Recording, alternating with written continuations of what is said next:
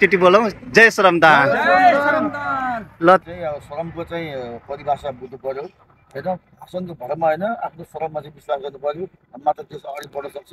आज हाम्रो मङ्सिर 28 गते आजको दिन बिहानै मर्निङ वाक गर्दा गर्दै हाम्रो श्रमदान गरियो, सरसफाइ अभियान गरियो। हजुर। अनि यसमा हाम्रो सबै श्रमदाताहरू यसरी आउनुभएको छ होइन, सबैलाई खुसी लाग्यो। जे हाम्रो श्रमदानको मान्छेहरू ग्रुपिङहरू आज थपिएको हुनाले सर्वप्रथम सबैलाई धन्यवाद र श्रमदान गर्ने हिसाबले उ गरेछ। अनि के छ सर, सबैले एकचोटि बोलौँ जय श्रमदान। ल तपाईँहरूको के छ? 1 घन्टाको समय दिएर एउटा स्वागत कविता हाम्रो देश र जनताहरूको लागि सबैलाई श्रम संस्कृति पार्टीमा आबद्ध हुनको लागि स्वागत कविता लेखेर आएको छु। यो प्रस्तुत गर्न चाहन्छु, सबैको अनुमतिले प्रस्तुत गर्न चाहन्छु। सबैले एकैसाथ भनौँ है।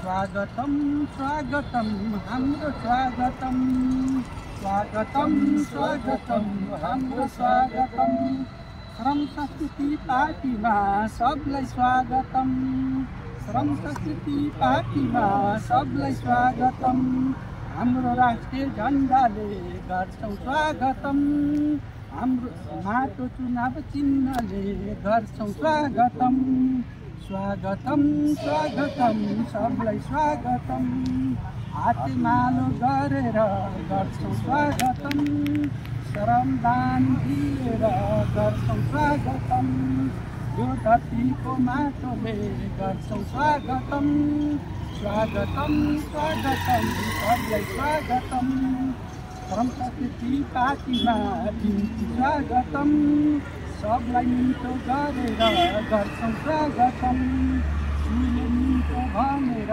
गर्छौँ स्वागतम, स्वागतम स्वागतम हाम्रो स्वागतम, सबै जात जातिलाई हाम्रो स्वागतम, सबै भाषा भाषीलाई हाम्रो स्वागतम, सबै धर्म मान्नेलाई हाम्रो स्वागतम, स्वागतम स्वागतम हाम्रो स्वागतम, मेचीदेखि कालीसम्म हाम्रो स्वागतम, हिमालदेखि तराईसम्म हाम्रो स्वागतम, नेपाली र नेपालीलाई गर्छौँ स्वागतम, स्वागतम स्वागतम हाम्रो स्वागतम, स्वागतम स्वागतम हाम्रो स्वागतम।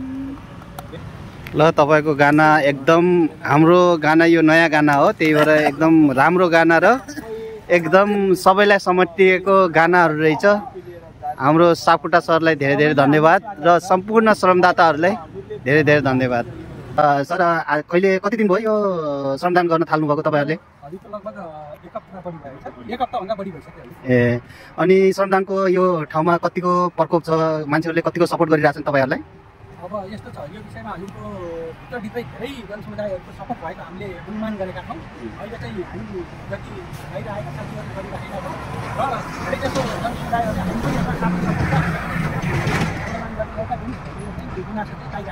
ए, अनि यो श्रमदान यो पार्टीमा होइन श्रमदानमा लाग्नुको कारण के छ सर? तपाईँहरूको मेन कारण के छ?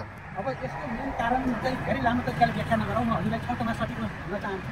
मेन कारण के हो भने हजुरको चाइना कसरी अगाडि बढ्यो, भारत कसरी अगाडि बढ्दैछ, अरू विकसित राष्ट्रहरू कसरी अगाडि बढ्दैछन् भन्ने कुरा जबकि चिनका मान्छेले त्यति बेला हजुरको 18 घन्टा श्रम गरे, त्यो देशको विकासको लागि सबै जनताहरू एकजुट भएर लागे अनि चिन अगाडि बढ्यो। एवं प्रकारले विकसित राष्ट्रहरूले आफ्नो तरिकाले श्रम गरे, उनीहरूको देश विकास भयो। हाम्रो देशका नेताहरूले श्रम गराएनन्, आफ्नो सम्पत्ति लुटेर खाने काम मात्रै गरे।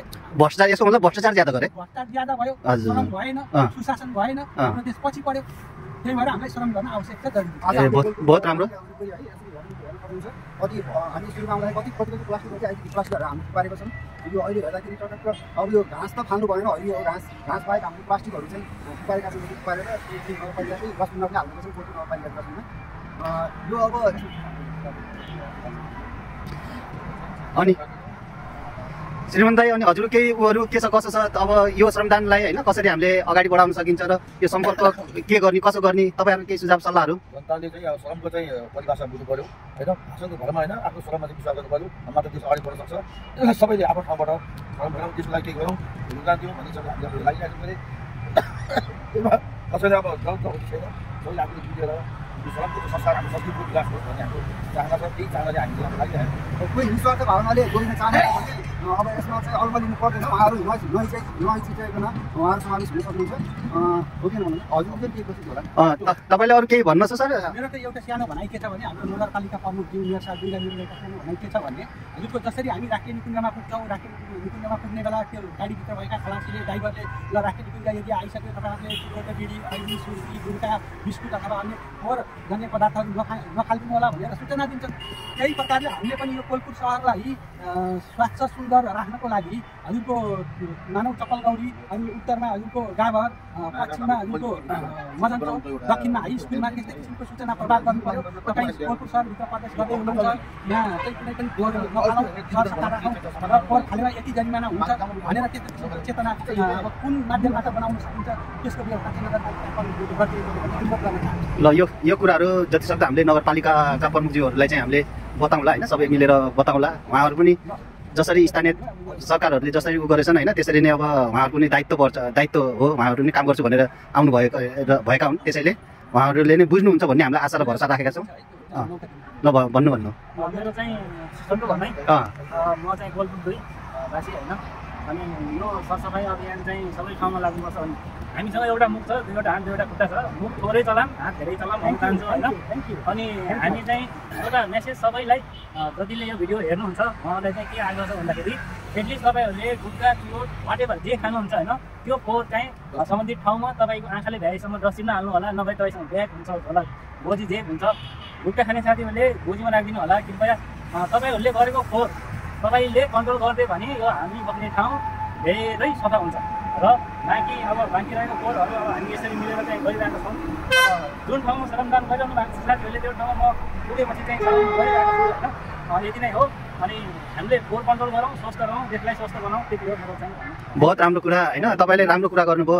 हरेक नागरिकहरू सबै सचेत भयो भने चाहिँ यो सरसफाइ अभियान र अरू कामहरू पनि गर्नमा सबैलाई अनुरोध गर्दछु, सरसफाइ राम्रोसँग गरिदिनु होला भन्ने चाहिँ मलाई आशा गर्दछु। अरू केही भन्नु छ तपाईँहरूलाई? नमस्कार, म पनि कोलपुर बस्तीमा चाहिँ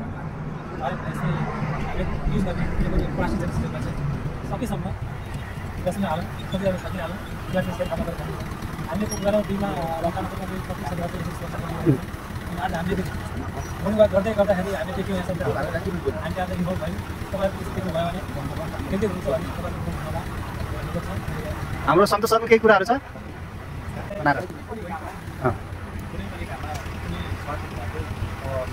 अब मनले यो देशलाई बनाउनु पर्ने उद्देश्यले म यो पार्टीमा चाहिँ अब जोडिएको। ल ओके, अर्को